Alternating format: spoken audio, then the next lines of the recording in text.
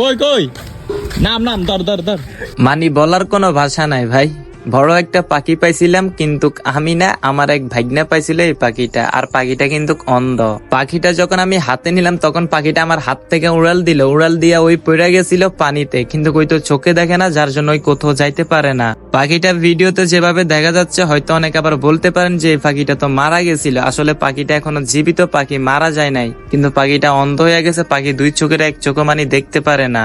যেহেতু পাখিটা উঠতে গিয়ে পাখিটা পানিতে পড়ে গেছে, পড়ে যাওয়ার কারণে আমি এই রোদে দিয়ে পাখিটা এখন শুকাচ্ছি। তো আমি পুরোপুরি পাখিটা মানে পুরোই দেখলাম। দেখার পর আমি বুঝতে পারলাম যে পাখিটার কিছু না কিছু আঘাত করছিল। আর পাখিটা কিন্তু অনেক বড় একটা পাখি, পাখিটা কিন্তু বাচ্চা পাখি না আর কি। তো পাখিটা এখানে কিছুক্ষণ সময় আমি রোদে রাখছিলাম, যেহেতু পাখিটা শুকাইয়া যায়। তো যাক, পাখিটা অবশেষে শুকায় যাওয়ার পরে আমি পাখিটা কিন্তু বাড়িতে নিয়ে গেলাম।